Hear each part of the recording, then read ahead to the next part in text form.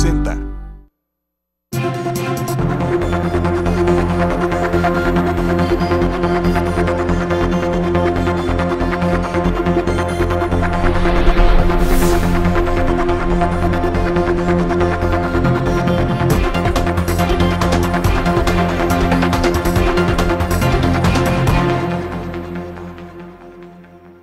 Sigue habiendo temas que abordar en la mesa de pros y contras rumbo a los cambios que se avecinan en los gobiernos, en los dos niveles de gobierno, en el caso nuestro aquí en Sonora, los gobiernos municipales y el gobierno federal. Esa relación distinta que se está tejiendo o se intenta tejer entre el gobierno del estado, todavía priista en los próximos 3 años, ya veremos después, y el gobierno de Morena, que encabeza Andrés Manuel López Obrador y sus delegados únicos nombrados por él mismo en todas las entidades de la República Mexicana.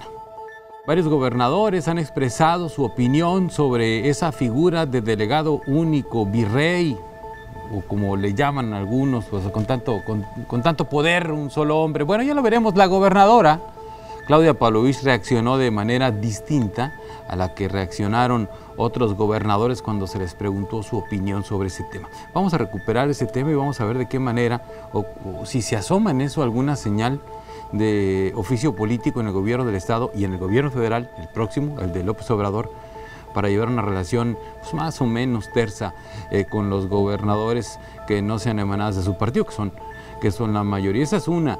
La otra, hoy reaparece en la escena pública la maestra Elba Ester Gordillo, recuperando aparentemente ese gran poder que ostentó durante décadas al frente del Sindicato Nacional de Trabajadores de la Educación, ahora bajo la sombra protectora, esa es una interpretación, del presidente electo. Ya lo veremos, hoy apareció justo cuando arranca el ciclo escolar, es cuando reaparece la maestra Elba Ester Gordillo y dice: soy inocente y la reforma educativa se va a caer. Esa es una. Otro que va a reaparecer es Napoleón Gómez Urrutia. A lo mejor no hemos calculado bien los efectos que la reaparición de Napoleón Gómez Urrutia va a tener en el Senado de la República bajo las siglas de Morena. El exdirigente sindical, sindicato minero, tiene una fuerza importante que la va a recuperar ahora con la llegada, y eso puede tener efectos aquí en Sonora, concretamente en Cananea, porque uno de los beneficiarios de la caída en desgracia de Napoleón Gómez Urrutia es un dirigente setemista sonorense que ostentaría el contrato colectivo de trabajo de la mina de Cananea después de la caída en desgracia de Napoleón Gómez Urrutia y la sección 65 de este sindicato, que ahí está, no ha desaparecido. Entonces hay muchas cosas de qué platicar en esta mesa de pros y contras. Rafael Cano, ¿cómo estás? Bienvenido. Un gusto, Sergio, un gusto saludar a los colegas. Jesús Ruiz Gámez, ¿cómo estás? Muy bien, gracias, Sergio, buenas tardes, igualmente. Buenas tardes. Francisco Javier Ruiz Quirín.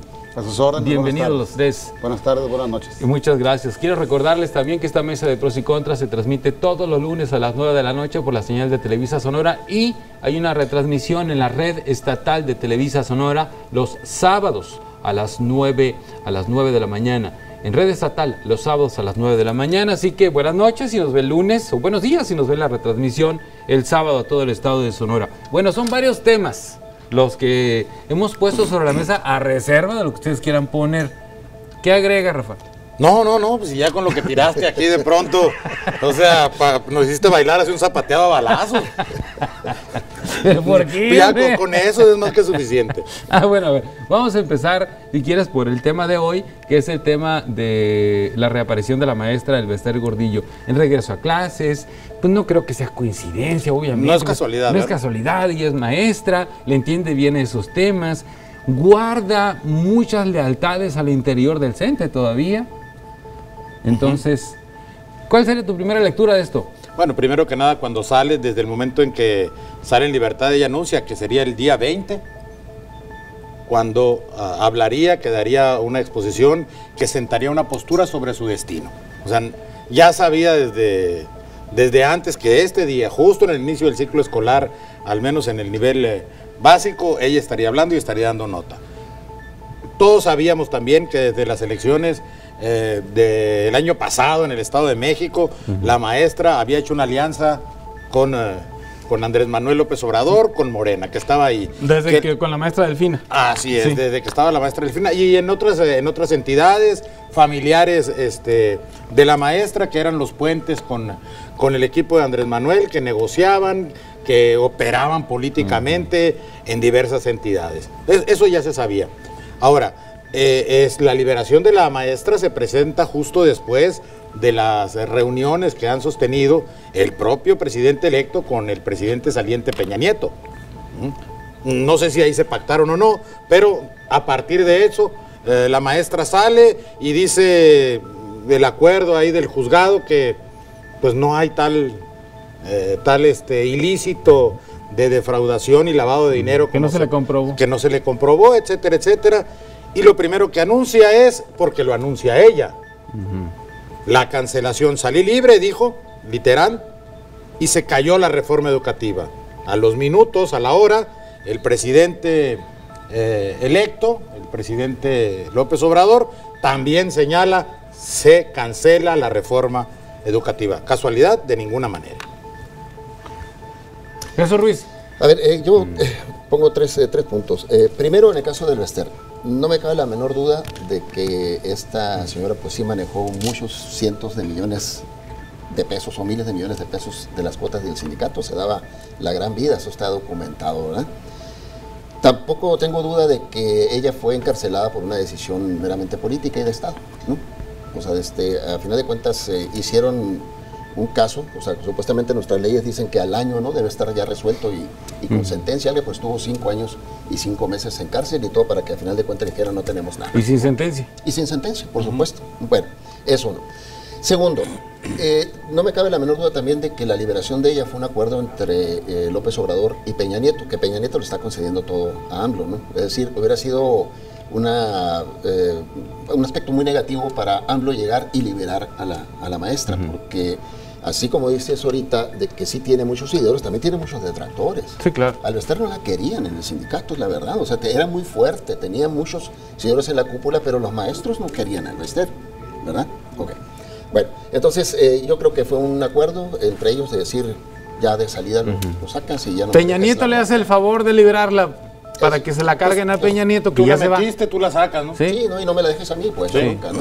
Okay. Pues Peña ya se va, dijo, pues yo la saco y pues no, ¿para qué me la carguen a mí? Total. Y el tercer punto es, no estoy tan seguro de que López Obrador vaya a querer que se reconstruya el liderazgo del Bester, porque al empoderarla otra vez le suma precisamente muchos negativos. Pienso. Es decir, son 1 millón de maestros, pero hay decenas de miles, cientos de miles que recuerdan el cacicazgo del Bester también, ¿no? Y reconstruirlo otra vez se me hace que sumaría negativos. Pero bueno, eso estará por verse. Quirrín. En mi opinión vimos un adelanto de el protagonismo de algunos de esos personajes tan condenados y tan condenables todavía por la opinión pública. Yo insisto que la elección, vista desde el punto de vista sociológico, fue una elección la del pasado 1 de julio, en base al sentimiento, no en base a la razón. La gente utilizó un medio que es Andrés Manuel López Obrador para buscar eliminar totalmente el sistema antiguo, combatir la corrupción, combatir la impunidad. Evidentemente personajes como Napoleón Gómez Urrutia, como el Bester Gordillo, como otros personajes, Manuel Bartlett y otros personajes más que vienen de ese pasado.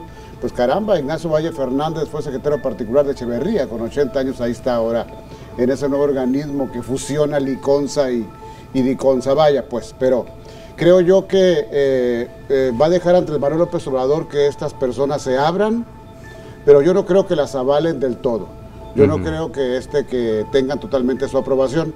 El último comentario que hace Jesús Ruiz se comprueba hoy en la expresión que tuvo Andrés Manuel con respecto a la maestra, al decir no va a trabajar en mi gobierno y yo voy a ser siempre un respetuoso del cumplimiento de la ley, yo no voy a hacer nada en contra de la ley. Entonces esos personajes protagónicos que representan a ese sistema todavía ese pasado y que se hacen presente ahora, van a luchar por su posición. ¿Quién sabe si cuente con el apoyo de Andrés Manuel López Obrador una vez que ya sea presidente? Bien. A ver si me dice mi producción, si nos alcanza el resto del bloque para recuperar la nota o la recuperamos después del corte, porque tenemos la nota de Noticieros Televisa de Foro TV sobre la conferencia de prensa del Bester Gordillo. Ya no nos alcanza para después del corte, pero bueno, digo, después del corte la vamos a recuperar. Pero antes de que me indiquen el corte, pero ya está libre. O sea, igual podía haberla dejado. Igual podían haberla dejado. O sea, ¿cuál es el propósito, cuál es el fondo, entonces, de que eventualmente Enrique Peña Nieto le haga el favor a López Obrador de liberarla a él? ¿Sí? O sea, ¿para qué? Yo creo que se agotó lo que Peña siempre quiso, decir, no soltar antes para que no le conflictuara políticamente el sexenio, ¿no? Sexenio para Peña Nieto ya se acabó, ¿verdad? Eso está a la vista. Yo creo, me voy con lo que decía hace un momento, ¿no? Es decir, para López Obrador hubiera sido problemático ya en su gobierno empezando a liberarla. Es decir, aunque él ha dicho que fue una persecución, que fue una perseguida política, casi una prisionera política, de todos modos, como te digo, hay una gran parte de la población que todavía seguimos recordando el origen del Bester y el desarrollo del Bester, cómo fue, ¿verdad? O sea, un auténtico cacicazgo en el...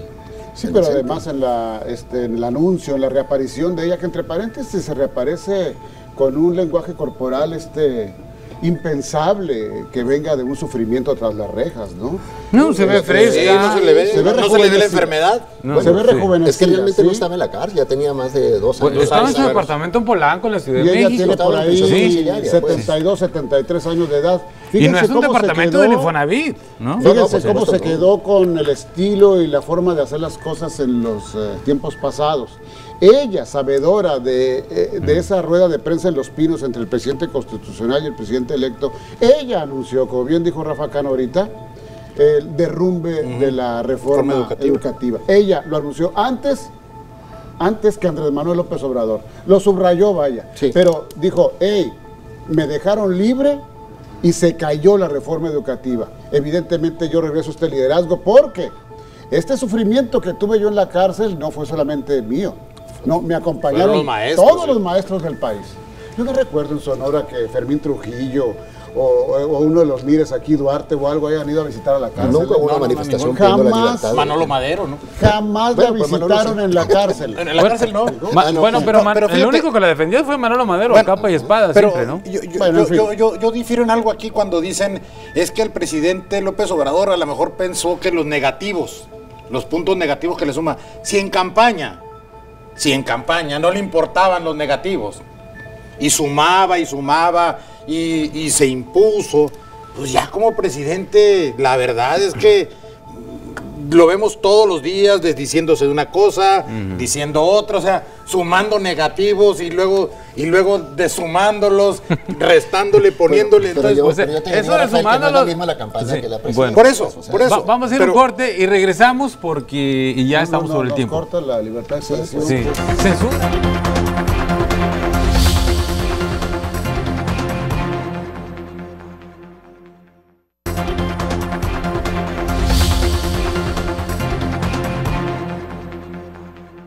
Bueno, están acusándome de censura aquí porque no los dejé hablar. Pues es que ahorita les vamos a seguir, espérense. Vamos a recuperar la nota de la conferencia de prensa del Bester Gordillo.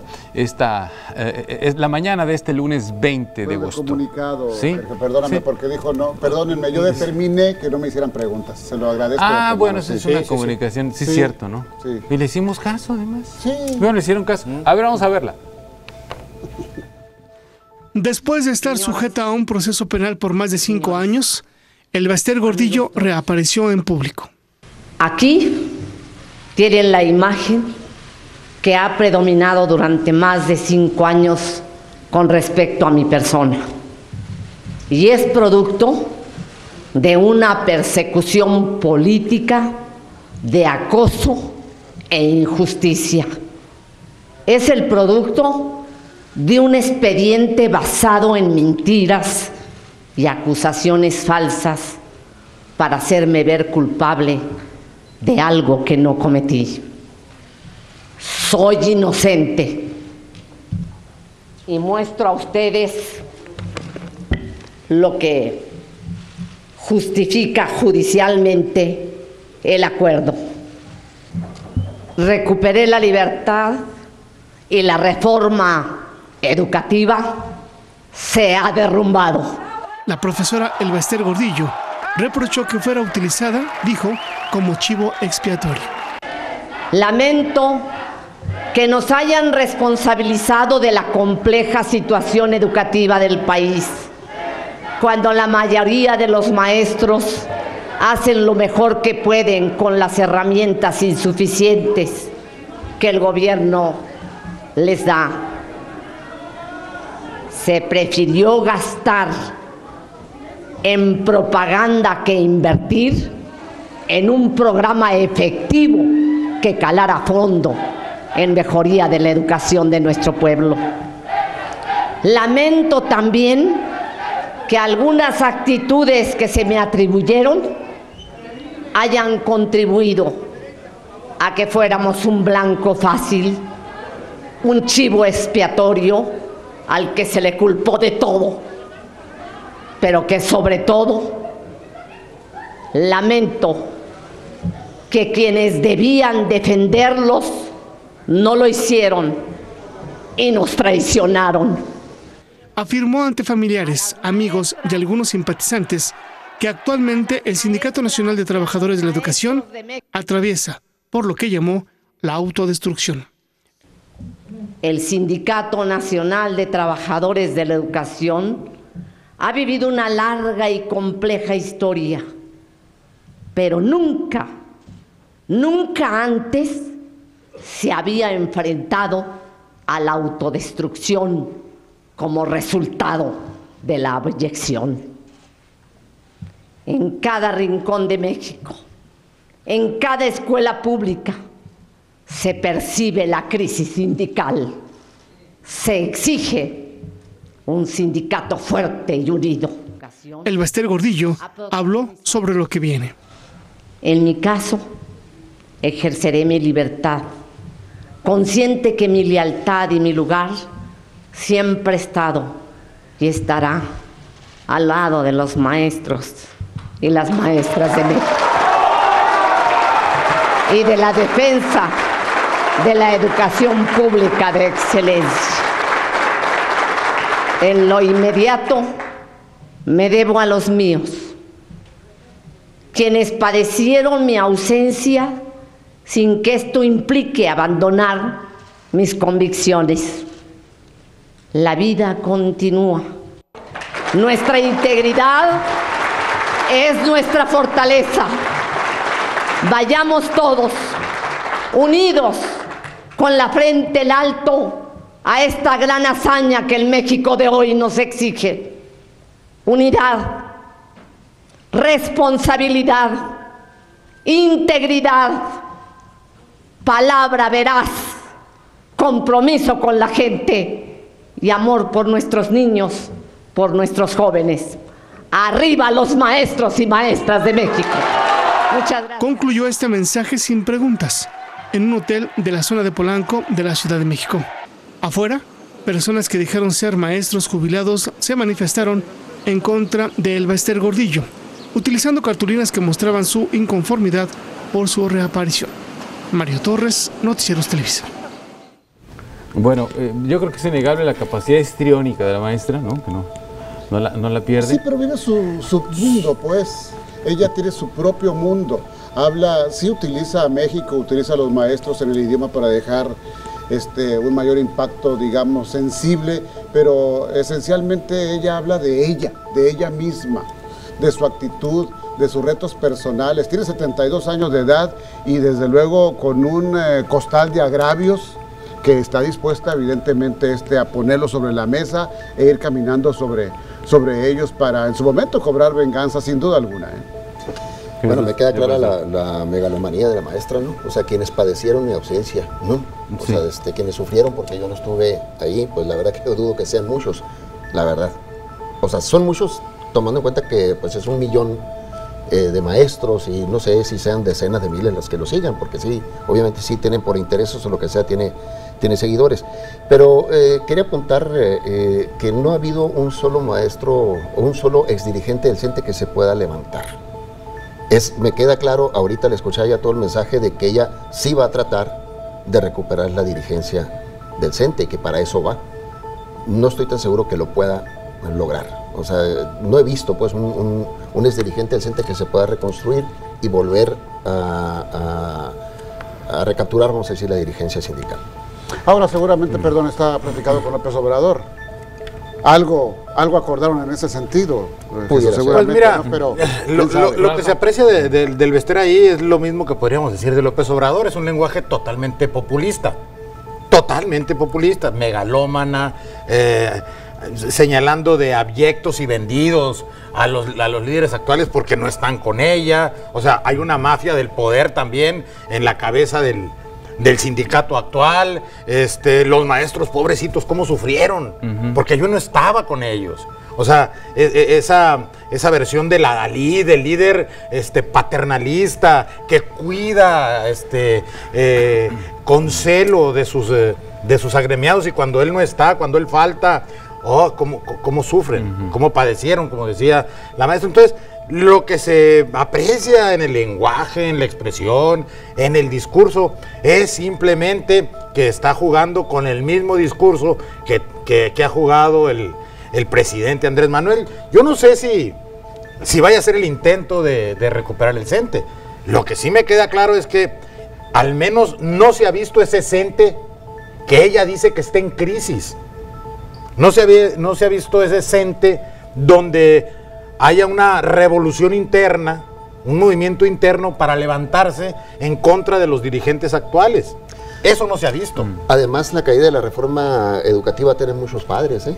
O sea, ¿sí? Ella está diciendo que casi que por ella, la CENTE, la coordinadora enemiga a muerte del Bester, va a decir, hey, si nosotros fuimos los que dimos la lucha, nosotros fuimos a las calles. A mí, como conclusión personal, llego y digo que el Bester Gordillo no cabe, no tiene cabida en el nuevo gobierno. En la República Amorosa, yo creo que sí. Y de la cuarta transformación a la que ha hecho alusión tantas y tantas veces Andrés Manuel López Obrador. ¿Y por qué Bartlett sí? ¿Y por qué Gómez Urrutia sí? ¿Por qué muchos otros sí? ¿Quién ¿Por qué sabe? el exsecretario particular de Luis Echeverría sí? ¿Y por qué el Bester no lo tendría? Romero de Champs. Bueno, Romero de Champs, no sé. No, es pregunta, no, sé. Perdóname. Yo creo que Andrés Manuel puede avalar a esas personas, inclusive a el Bester como lo hizo. A lo que me refiero yo es que no caben. Ella particularmente ahora con su actitud y todos ellos no caben en el sentimiento y la razón por la cual la gente votó esperando un cambio de sistema.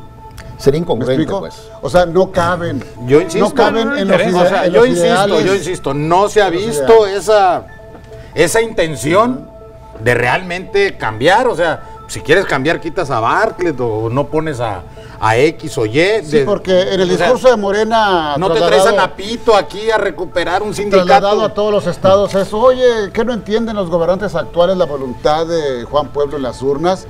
Entréguenos el poder porque ya tiene que cambiar todo, ya es un cambio de régimen. Yo creo que estamos hablando de pensamientos muy similares, de un concepto muy similar entre lo que el Bester considera que debe ser el magisterio frente al gobierno y lo que Andrés Manuel considera que el magisterio le puede dar para sacar lo suyo. O sea, como que hay una ya manera de conclusión para pasar. Pero está diciendo, Senjo, comparándolo con otro, creo que en los otros casos, por ejemplo, de Napito, tienen explicaciones diferentes, ¿no? Es decir, había un gran capital, o sea, en las compañías mineras, aquí, que tenía López Obrador que ponerles a alguien enfrente, ¿no? O sea, por eso trae a Napito, decirles, los amenazo con reconstruirles a ¿no?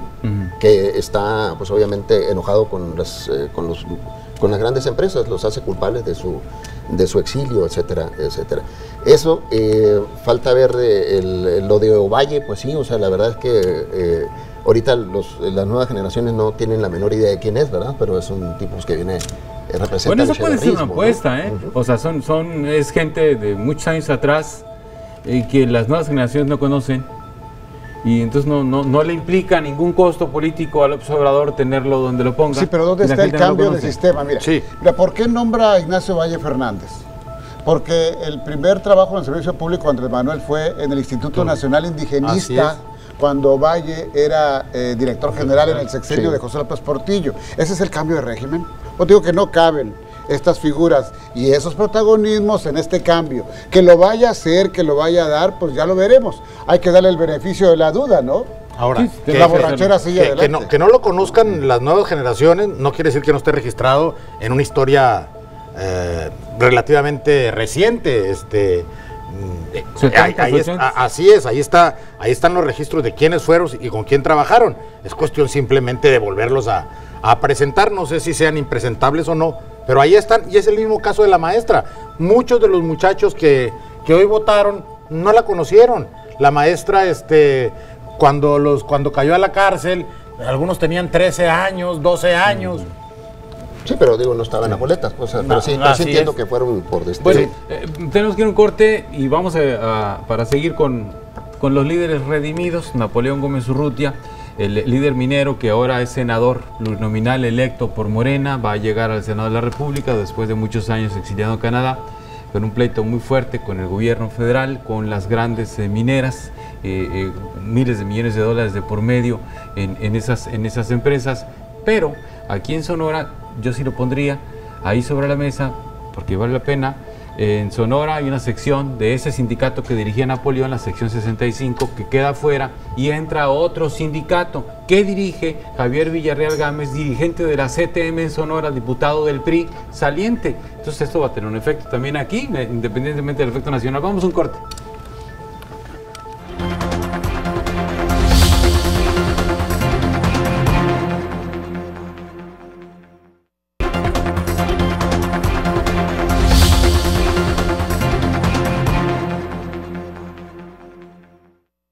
Bueno, vamos con el tercer bloque de esta mesa de pros y contras. Rafa Cano, Jesús Ruiz Guirrín. Bueno, el tema de Napoleón Gómez Urrutia. Rápido, y luego pasamos también a la manera en que ha reaccionado la gobernadora frente a el delegado único federal que propone Andrés Manuel López Obrador, y que pues, por lo visto no va a tener ningún problema en imponer a un delegado por estado. Eso ya está decidido, ¿no? Ya está decidido. Vamos con lo de Napoleón Gómez Urrutia, porque hay diferencias, las establecían ustedes, con lo de la maestra, ¿no? Ahí es enfrentarse, vamos contigo, Jesús, que tú lo establecías, enfrentarse a los capitales, grandes capitales de las mineras. No, o sea, lo que pasa es que siempre ha estado López Obrador en contra de Jorge Larrea, ¿no? De Balleres y todos esos grandes capitales de la industria minera. Ellos contribuyeron, por supuesto, y presionaron todo para que expulsaran a Napoleón Gómez Urrutia, justificadamente, me parece a mí, porque me parece que sí está comprobado que los 50 millones de dólares que fueron de la indemnización de cuando la privatización nuevamente de la minera, pues se perdieron, ¿no? Y parece haber datos muy contundentes en ese sentido. Y decía yo que bueno, pues en ese sentido viene con esa cobertura de gobierno. Pero sí, como dicen, te compro eso de que en Sonora va a tener efectos diferentes, ¿no? Porque pues aquí es donde estaba la sección 65, la más fuerte del país, dirigida por su padre, ¿no? Por Napoleón Gómez Sada, que él la heredó, y de los cuales todavía queda ahí un grupo, ¿no? De mineros. Sergio Tolano. Sergio Tolano, ahí sigue. Pero no hay que olvidarse de algo. Es la sección 65 la que acusa a Napoleón. Es una parte, de haberse embolsado los 50 millones. O sea, no es el sindicato actual. De hecho, la CTM y la sección 65 desaparece porque la empresa dijo, a ver, yo ya les pagué. Sí. Yo ya se lo di al sindicato, reclámenle a él. Y de hecho sí es cierto que era una mayoría de trabajadores los que firmaron la demanda. Sí, así es. Entonces, era una minoría los que sí. Pero ahí están. Pero a la sección 65 la empresa dijo, yo ya te pagué, yo ya te indemnicé, yo ya no tengo nada contigo. El pleito es hacia el interior del sindicato. Así es. O sea, no es contra la minera comprobó que efectivamente había entregado los 50 millones. ¿Qué sucedieron con ellos? No sabemos. No sabemos. Sí. Ahora, que llegue luego la CTM, pues también ya es un acuerdo ahí de si le conviene a Larrea tener un sindicato de alguna manera tranquilo, que no le haga olas, comparado con la 65, que le estaban reclamando el dinero que le había entregado a Napoleón.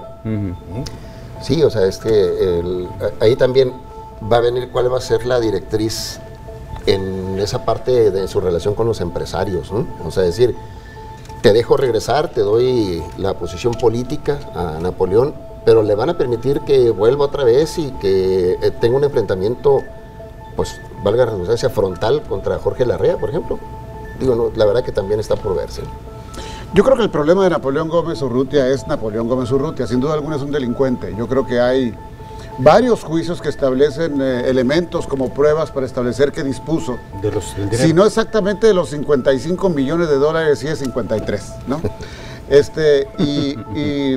Y sin duda alguna creo yo que Andrés Manuel López Obrador escogió a Napoleón para ponerlo al frente y empoderarlo, fortalecerlo, para en su momento enfrentar a esas grandes capitales tradicionales desde hace centurias, que son los que también imponen políticamente un poder fáctico, un poder de hecho. Yo creo que es el objetivo de Andrés Manuel, tener en este personaje a alguien que realmente le pueda movilizar y equilibrar en su momento alguna rebelión de este tipo de empresarios. Como un garrote, yo creo. pues, ¿no? Así es un garrote. Sí, me parece bien el término, pero el problema, repito, de Napoleón es Napoleón, es un delincuente, sin duda alguna. Bueno, pues, pero si lo recupera López Obrador y le da el fuero, lo hace senador, entonces no está tan golpeado al interior del sindicato, algún liderazgo mantiene. No, pero nada que ver con el sindicato ahorita. Simplemente Andrés Manuel dijo, venga, que el nombre que está acá, lístelo y se acabó. ¿Qué información tiene él, pues? Pero tiene al menos 5 procesos abiertos. Supuestamente el de las primeras iniciativas ¿para qué se lo trajo? va a terminar el fuero, ¿eh? O sea, de las primeras iniciativas que van a mandar supuestamente va a ser la eliminación del fuero. Entonces van a quedar ahí 5 expedientes que también los pueden tener allí, ¿no? O sea, sin embargo, Andrés Manuel ha dicho... están vivos, están abiertos. Pero han dicho que ha sido un luchador toda la vida, pues ahora, un luchador social. Con el sindicato no tiene que ver, él llega a Morena porque entra de manera plurinominal. Entra por listas, no por el sindicato ni nada. No, o sea, no, ya simplemente por lista. No, pues, pero ¿para qué está ahí? ¿De qué le sirve? No. Él viene, por ejemplo, para decirle a Larrea, tú Larrea, contaminaste el río Sonora y no cumpliste, violaste la ley. Si es necesario. Si no, va a estar ahí tranquilo. Sí, Andrés, vamos, es un perro al que en algún momento le van a soltar la cadena y va a atacar y luego lo van a volver a amarrar. Pero fíjate cómo el sistema se abrió para recibirlo. Él adquirió la nacionalidad canadiense y evidentemente nunca perdió la mexicana. Entonces la Constitución habla de que no puedes, en el momento en que tú aceptas una nacionalidad extranjera, no puedes representar una soberanía nacional como es el Senado, y se le perdonó. Sí, se pasaron la ley. Sí, bueno, como suele suceder, ¿no? Como suele suceder, claro. Bueno, vamos a recuperar lo que ha declarado la gobernadora sobre ese tan discutido tema del delegado único en los gobiernos, que ya se ha hablado mucho del tema, pero la gobernadora reaccionó de modo distinto al modo en que reaccionaron, por ejemplo, el gobernador electo de Jalisco y algunos otros gobernadores. Tenemos lo que ha dicho la gobernadora hace algunos días. ¿No lo tenemos todavía? Bueno, la gobernadora dice, pues háganle como quieran, nomás que aterrice la lana, ¿sí? Y decide como no meterse. Y eso se da después de otro evento, no necesariamente relacionado, pero lo que sucede también en el Congreso del Estado, que finalmente salen esas reformas constitucionales y no se ve una reacción de parte de la mayoría futura, electa, como se vio en el primer intento. ¿Cuál sería la diferencia entre el primero y el segundo intento? ¿Y qué pretendería la gobernadora si pretende algo con decir, venga, uno no le hace, nomás que aterrice, ¿sí? Es decir, cuando otros gobernadores dicen, oye, es que yo soy aquí el gobernador, conmigo te entiendes, ¿sí? Conmigo gestionas, yo gestiono, yo voy y te toco a la puerta porque yo soy el gobernador, como más o menos lo hizo el gobernador electo de Jalisco. Lo que pasa es que son casos también diferentes, ¿no? En el caso de Jalisco, por ejemplo... De eso trato, de que se establezcan las diferencias. Le puso de delegado quien fue el candidato rival de gobernatura, pues, ¿no? Y en un tono muy agresivo. Entonces, el caso de Alfaro, que es el que ganó, ¿verdad? El candidato... Sí, Enrique Alfaro. Enrique Alfaro, de Movimiento Ciudadano. Bueno, pues entonces él dijo, oye, viendo de una vez cómo me estás tratando cuando todavía ni siquiera eres, ¿no? Le responde y dice, oye, pues yo no voy a tratar contigo. Luego pues sucede también el caso de Nuevo León, pero pues ahí es al revés, ¿no? Ahí está el Bronco, y el Bronco, antes de que le dijeran quién es, dijo, pues ni me lo presenten porque yo no voy a tratar con él, ¿no? Punto. Aquí en el caso de la gobernadora creo que responde a dos situaciones. Uno, primero la figura de quien va a ser el delegado. Es decir, ha sido un delegado que ha estado, vamos a decir, prudente. O sea, el caso de Jorge Tadei no ha hecho expresiones subidas políticamente de tono. Salvo que el video fuera del Congreso, ¿no? Afuera del Congreso, pero bueno, digo, pues era su gente. Al final de cuentas, todavía le queda el sumo de la Universidad de Sonora, ¿verdad? Sí. A Jorge Tadei. Y bueno, pues vivió ese momento. Pero la verdad que de ahí fuera, pues ha sido, vamos a decir, tranquilo, ¿no? Y creo que en eso. Pero sabemos que no se manda solo, el hombre fuerte es Alfonso Durazo. Y yo creo que alguien, o la propia gobernadora, se sentó con Alfonso Durazo y algo acordaron, porque bien a ciertas, de la primera vez que hubo una reacción furibunda de Morena, sí, ya para la segunda ya no hubo respuesta política, ya no hubo marcha, ya no hubo comunicados, hubo guerra de WhatsApp, con videos, declaraciones, acusaciones, condenas, reproches. A mí me suena que ese tono de la gobernadora responde mucho a que hubo pues un encuentro quizá directamente con Alfonso Durazo y hayan decidido llevar la fiesta. Porque fue muy evidente, primero, bueno, cuando reacciona Morena en el primer intento de reforma constitucional, se me cayó aquí el micrófono, perdón, pues fue un escandalazo, pues, toda esa cadena de señalamientos y de reproches del propio Alfonso Durazo en su cuenta de Twitter, toda la plana mayor de Morena aquí, los electos, en fin, por todos lados, ¿no? Pero yo creo que la segunda ocasión, ya cuando se consumaron o se aterrizaron el paquete de reformas constitucionales en el Congreso, también fue igual, pero con una diferencia. Empezaron los foros por la pacificación y la reconciliación nacional, organizados por Alfonso Durazo en varias plazas de la República Mexicana, y eso lo mantuvo algo ocupado.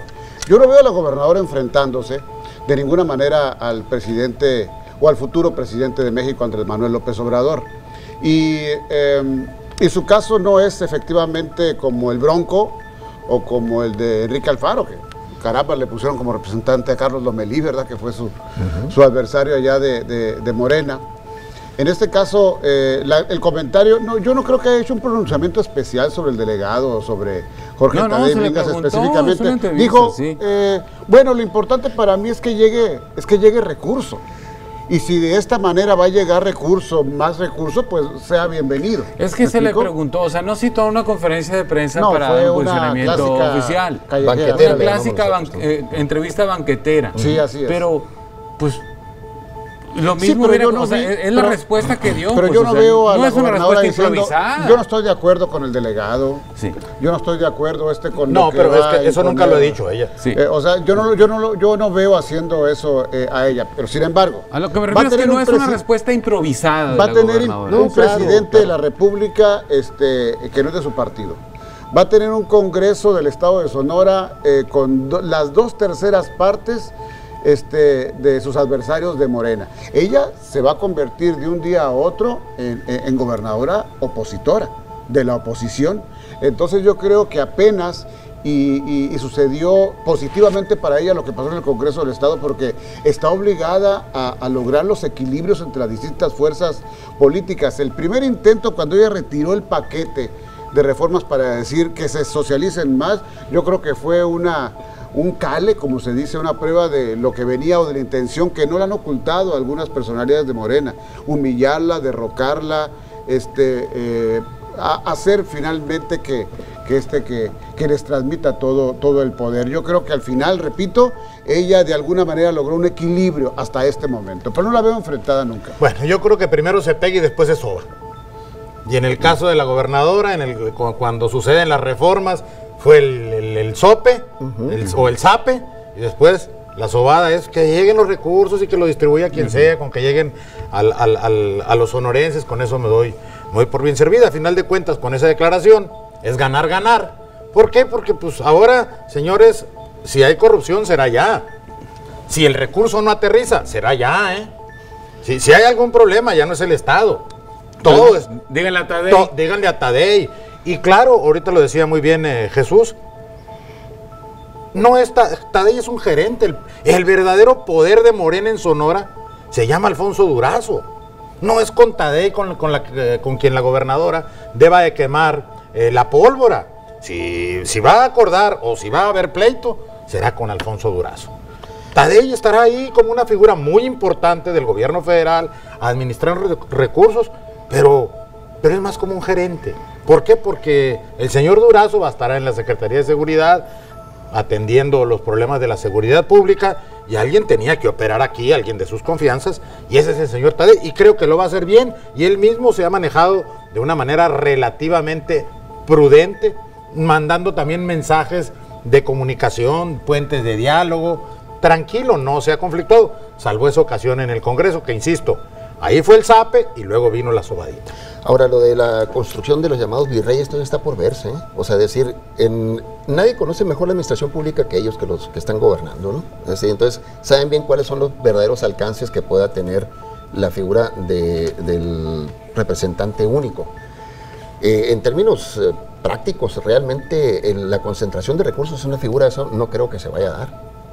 Porque las instituciones nacionales van a seguir, así va a seguir existiendo el Infonavit, va a seguir existiendo el Seguro Social, el ISSSTE, etcétera.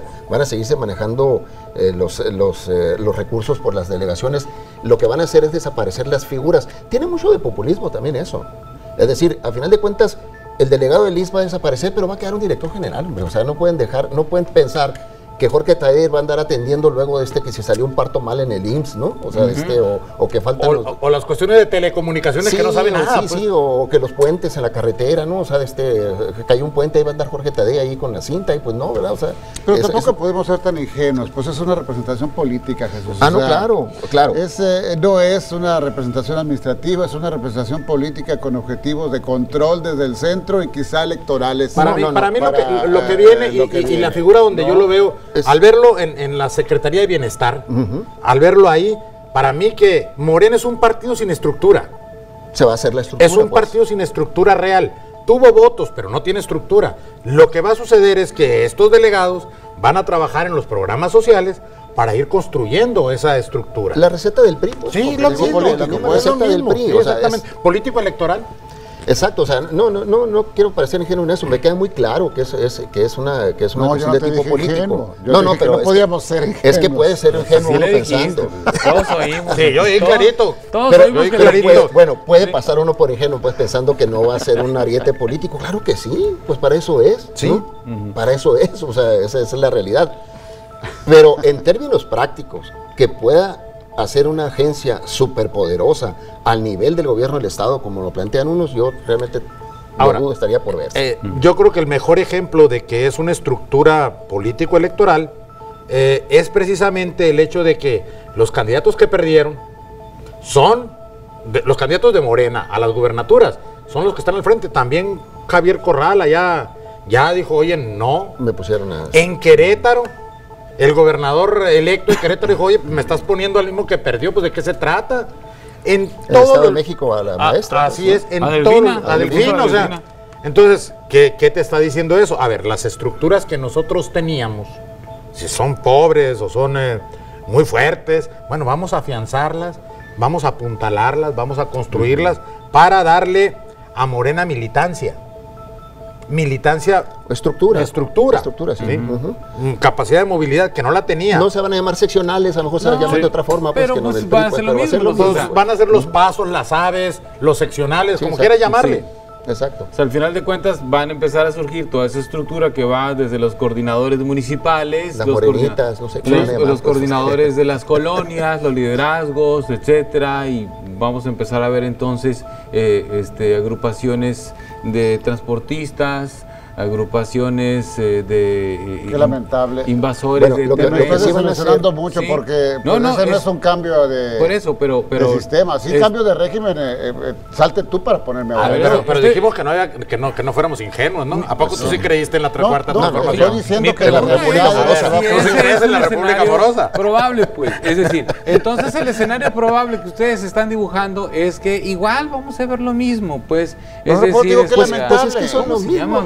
A ver, Chango Viejo no aprende maroma nueva, si son los mismos. Laura, la señora de los barrios aquí, por ejemplo, aquí en Hermosillo, las líderes de los barrios, había un par muy famoso. Carmen Ahumada, que era candidata a regidora con Ernesto de Lucas. Sí, doña Carmen Ahumada, que a veces me la encuentro, le mando un saludo si nos está viendo. Es regidora. Sí, a ver. Va a ser suplente. Entonces vamos a ver liderazgos como el de doña Carmen Ahumada, que ha sido priista toda su vida, pero ahora en Morena. Sí. ¿Es lo mismo? Bueno, Sí, puede sí, suceder, puede suceder. De hecho, ya Si el PRI no lo pero sabe, ya si lo el sé, PRI pero no lo sabe conservar y no tiene cómo, pues ya le van los a ir. tiene, como los tiene del PAN. También agarraron del PAN. O sea, lo que pasa es que ahorita no los tienen identificados bajo una figura, una Así estructura, como dice Rafael, pues. O sea, es lo que van a hacer. Me queda muy claro por qué. Porque ¿cuál es el anuncio con esto que le llaman delegados de programas sociales, verdad? Lo que van a Así es. recoger es el dinero de los programas que tengan presente para Presencia apoyos sociales social. de todas las delegaciones. Eso es lo que dicen que van a concentrar en algo que se va a llamar Secretaría de Bienestar, ¿verdad? Sí, que es la sede Sol. Así es. Y en el otro que le llaman el programa alimentario. Lo van a manejar estos, pues, o sea, eso va a ser para llevar la despensa. El para asistencialismo. llevar asistencialismo. Bueno, Y empezar a construir. en términos para terminar populistas con la se le llama pobreza y crear una clientelismo. Es crear clientelismo. Así es, Es política crear clientelar. o sea, es crear tus clientes a los que les vas a dar para movilizarlos, para moverlos, para traerlos, para pedirles el voto. Las becas de los adultos mayores, las becas para los ninis, etcétera, los van a manejar a través de eso y decir, pues aquí está tu chequecito y aquí está tu chequecito. Y la verdad es que van a construir En 2 años le toca chequecito aquí arriba. Sí. En 2 Ya, años me más. toca. Ya. Y ya dijo Jorge Tadei que si Carlos No, Slim lo no pide, vas- se lo va a dar. O sea, Sí. lo puedes pedir, Tú ¿eh? también tienes que renunciar públicamente. Sí. Lamento mucho que analistas como ellos dos lleguen lamentablemente a la conclusión de que irremediablemente vamos a seguir perdidos en este país. Entonces, Es, sí, lo, que, pasa es que- es lo que realmente habría que subrayar y establecer así, pues. A ver, Aunque se diga que no es así, que va a haber un cambio, que lo que quieras, el augurio es ese por todo el mundo. había ¿sí? como dos diferencias muy esenciales, tanto que nos comparamos con los norteamericanos, entre la clase política norteamericana y la clase política mexicana. El político norteamericano, el éxito del político norteamericano, o el negocio de la política norteamericana era mantener al norteamericano con muy buenos niveles de bienestar, con un buen ingreso para poder pagar siempre las tarjetas de crédito, poder tener casa, 2 o 3 carros, Hacer un motorhome, turismo por el mundo. salir de viaje y todo lo deben, todo tienen, pero todo lo deben y ganan para pagarlo. Sí, digamos en términos así muy generales. Ese sería el negocio del político norteamericano hasta antes de Donald Trump. El negocio del político mexicano era mantener pobre al pobre para tener a quien regalarle cosas y después que le estuvieran dando las gracias a través del voto. ¿Sí?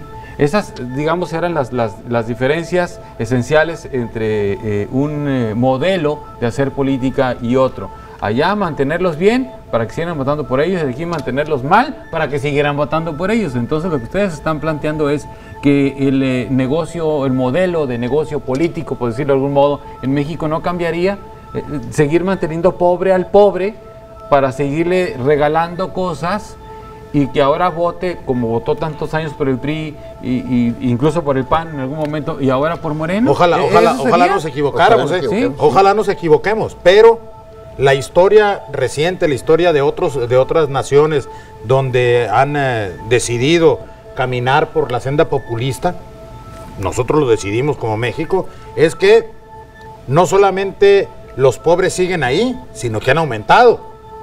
Lo que tiende a desaparecer son las clases medias. Eso tiende a desaparecer y se vuelve pobreza. No solamente, el caso más patético y más visible es Venezuela, pero vete a Nicaragua. Nicaragua también enfrenta un serio problema.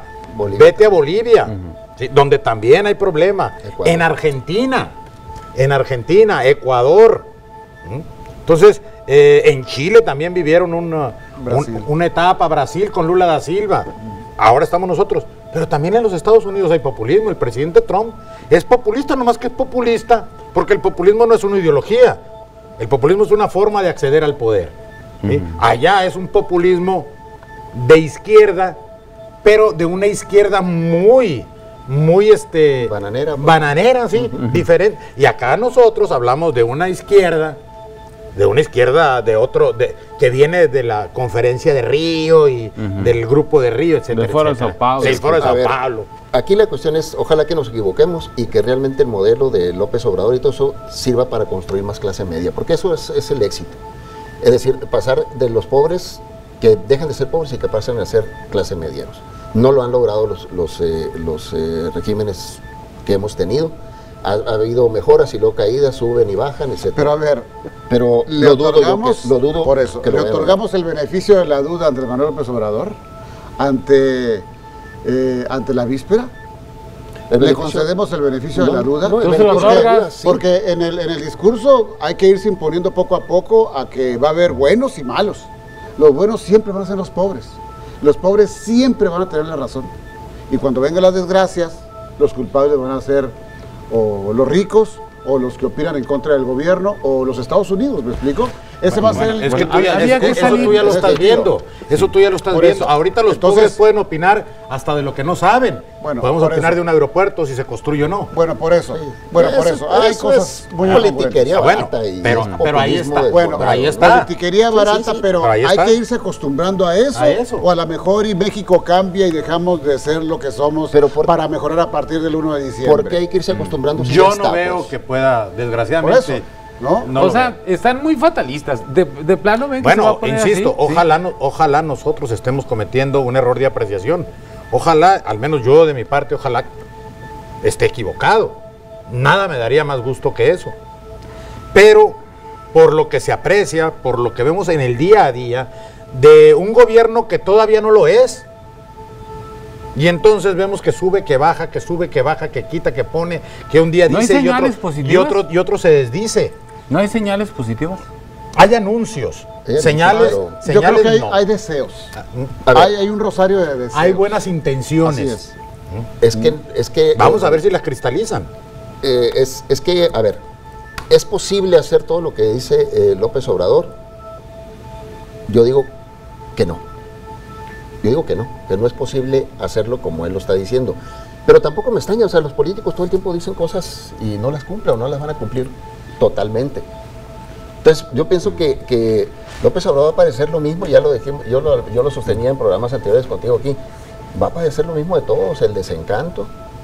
De un grupo de desgaste gente, del ejercicio el de desgaste. gobierno. El desgaste Sí. natural. Y decías, bueno, ¿y qué va a pasar con los morenistas? Pues se van a convertir en la nueva burocracia del país. Bien. Esa es la verdad.